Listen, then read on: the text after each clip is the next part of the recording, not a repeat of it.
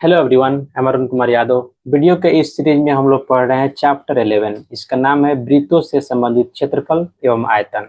इसमें केवल एक ही प्रश्नावली है 11.1। इसमें टोटल क्वेश्चन कितना है, 1 से लेकर के 14 यानी 14 क्वेश्चन है। यह 14 नंबर क्वेश्चन यानी ये लास्ट क्वेश्चन है इस प्रश्नावली का, यानी ये वृत्तों से संबंधित क्षेत्रफल यानी चैप्टर 11 का लास्ट क्वेश्चन होगा। अब तक हम लोग 1 से लेकर के 13 तक सारा क्वेश्चन को डिटेल में देखे हैं बिना किसी क्वेश्चन को छोड़े हुए। यदि आप कंसेप्ट देखना चाहते हैं तो कंसेप्ट आपको लेक्चर 1 में मिलेगा। यदि आप जानना चाहते हैं कि एग्जाम में कितना नंबर का आता है, एमसीक्यू कितना का आता है, लघु उत्तरीय दीर्घ उत्तरीय कितना का आता है, तो अब रोड मैप का लेक्चर देखिए जाके लेक्चर 0 में चैप्टर 11 के प्लेलिस्ट में। तो आइए इस क्वेश्चन को जल्दी से समाप्त करते हैं और इस चैप्टर को रैप अप करते हैं। आइए क्वेश्चन को पढ़ते हैं। निम्नलिखित में सही उत्तर चुनिए। एमसीक्यू क्वेश्चन है, मतलब मल्टीपल चॉइस क्वेश्चन। इसमें मल्टीपल चॉइस हो, ऑप्शन हो, तो क्या है यानी विकल्प हो। इसमें 4 ऑप्शन है यानी वस्तुनिष्ठ क्वेश्चन है। देखिए त्रिज्या और आर वाले एक वृत्त, यहाँ आर त्रिज्या वाले एक वृत्त बना दिए, ठीक है। उस त्रिज्य खंड का क्षेत्रफल जिसका कोण 30 डिग्री है। अब ध्यान दीजिए, जरूरी नहीं कि आप एंगल को हमेशा थीटा से रिप्रेजेंट करें। थीटा लिख सकते हैं आप, पी लिख सकते हैं, अल्फा लिख सकते हैं, बीटा लिख सकते हैं, गामा लिख सकते हैं, ए लिखिए, बी लिखिए, वो आप पे डिपेंड करता है, लेकिन थीटा को ज्यादा यूज किया जाता है, ठीक है। आइए अब समझते हैं। तो त्रिज्य खंड का क्षेत्रफल का फॉर्मूला क्या होता है, पहले हम फॉर्मूला लिख देते हैं, ठीक है। त्रिज्य खंड का क्षेत्रफल क्या होता है, थीटा बटा 360 डिग्री नहीं होता है, into pi r square. Theta क्या है, त्रिज्यखंड का एंगल है, और आर क्या है, आर उसका त्रिज्या है। अब देखिए यहाँ पे थीटा कितना है, पी डिग्री, यानी पी से रिप्रेजेंट किया है, तो पी डिग्री इसका थीटा हो गया, डिवाइड बाई 360 इंटू पाई। अब रेडियस कितना दिया हुआ है, आर दिया हुआ है, यहाँ देखिए यहाँ पिक्चर में लिख दिए हैं आर, यानी हो जाएगा ये आर का स्क्वायर। यही मेरा क्या हो गया, आंसर हो गया। अब ध्यान दीजिए कि इसमें कौन कौन आंसर हो सकता है। यहाँ देखिए P बटा 180 डिग्री इंटू 2 पाई आर, तो 2 पाई आर तो होता ही नहीं है, क्योंकि आर स्क्वायर चाहिए हमको, क्या क्षेत्रफल है, तो ये तो होगा ही नहीं पहला। ये देखिए P by 180 degree into pi r square, तो ये तो क्षेत्रफल है। अब इसका है कि नहीं ये मालूम करना पड़ेगा, इसे मालूम करना पड़ेगा, ध्यान दीजिए। नहीं, क्योंकि यहाँ P बटा 180 है, यहाँ क्या है 360 है, तो ये भी आंसर नहीं होगा। अब देखिए इसको देखिए, P by 720 into 2 pi r square. Pi r square तो है, लेकिन ई वाला टर्म हम लोग में नहीं है, तो इसको यहाँ अभी छोड़ते हैं। क्षेत्रफल का फॉर्मूला तो है ही, लेकिन इतना है कि नहीं इसको बाद में देखेंगे, पहले डी देख लेते हैं। डी देखिए, P by 360 into 2 pi r, ये क्या है, क्षेत्रफल आर स्क्वायर नहीं है, तो क्षेत्रफल का फॉर्मूला नहीं है, यानी ए नहीं है। क्या देखे हम लोग, ए नहीं है, बी भी नहीं है, और डी भी नहीं है, तो इसका मतलब एक आंसर तो हमेशा सही होगा। अब आंख मूंद करके सी मार दीजिए, यही आंसर होगा। लेकिन पहले हम देख तो लें कि आ रहा है कि नहीं इतना, तो पहले लिखिए सी में दिया क्या है। सी में दिया है P बटा 720 इंटू 2 पाई आर स्क्वायर। अब 2 से काटेंगे तो कितना मतलब कट जाएगा, तो 2 3 6, 6 दूना 12, कितना हो जाएगा 360। अब देखिए ई हो जाएगा P बटा 360 इंटू पाई आर स्क्वायर। अब ध्यान से देखिएगा, तो ई और ई जो हम निकाले हैं दोनों बराबर है दोनों बराबर, इसका मतलब ऑप्शन सी ही मेरा सही आंसर है। तो ऐसे ही ऑब्जेक्टिव क्वेश्चन को पहले ऑप्शन को एलिमिनेट किया जाता है, फिर आंसर को मिलाया जाता है। इसमें लग नहीं रहा था कि आंसर सी होगा, लेकिन सी क्या हो गया, आ गया। अब देखिए डिग्री नहीं दिया हुआ, तो उससे कोई दिक्कत नहीं है, दोनों में डिग्री नहीं दिया है, ऐसे डिग्री डिग्री कट ही जाता है क्या, यानी 60 डिग्री बटा 360 डिग्री से क्या आएगा, 1/6 आएगा। 1/6 डिग्री नहीं आएगा, केवल 1/6 आएगा।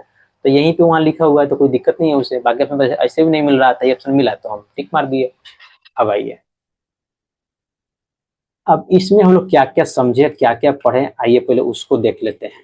देखिए चैप्टर 11 यानी वृत्तों संबंधित क्षेत्रफल, इसमें हम क्या देखें, पहला तो देखें रोड मैप कि एग्जाम पॉइंट ऑफ व्यू से ही कितना इंपॉर्टेंट है, एग्जाम में किस किस टाइप के कितना क्वेश्चन पूछा जाता है, कठिनाई स्तर इसका क्या है, और हम लोग इसको कैसे कंप्लीट करेंगे। अब इसलिए हम लोग कंप्लीट कर लिए, लेकिन उसमें बताया गया है।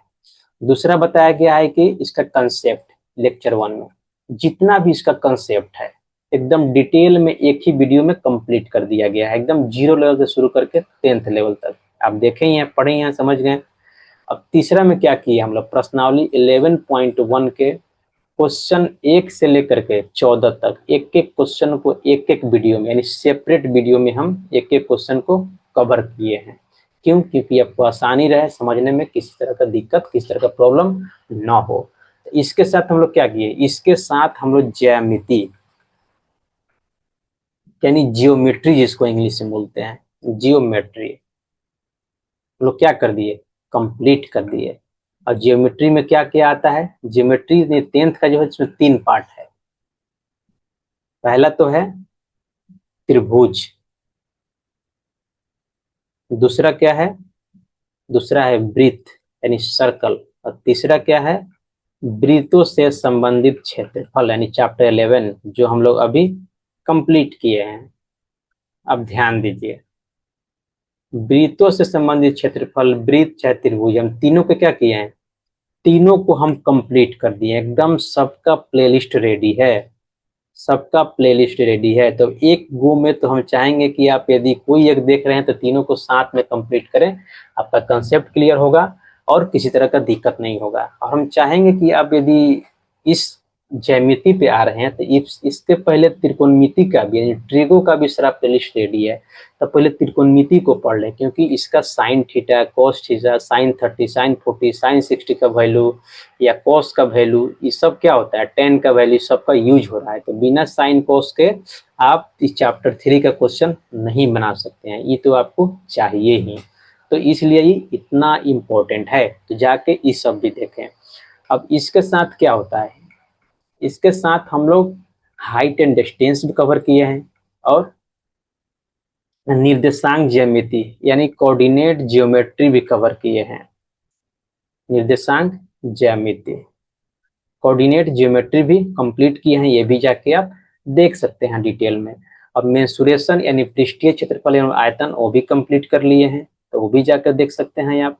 हम बहुत ही जल्दी अप्रोक्स 10 डे मोर में हम कंप्लीट करने वाले हैं पूरा मैथ का सिलेबस, एक एक क्वेश्चन को लेकर के, बिना किसी प्रश्नावली के क्वेश्चन को छोड़े, सारे प्रश्नावली के क्वेश्चन को लेते हुए, बिना एक भी क्वेश्चन को छोड़े क्या करें, कंप्लीट करेंगे। कितना दिन में, मेरा प्लान था इसको कंप्लीट करने का 25-30 दिन में, 30 डेज में कंप्लीट करना था मुझे, लेकिन कितना दिन में कंप्लीट होगा, मुझे लगता है कि 25 से लेकर के 28 दिन में हम इसको कंप्लीट कर देंगे। तो आपके पास जस्ट 10 दिन में और 10 दिन में आपके पास सारा प्लेलिस्ट होगा मैथ का,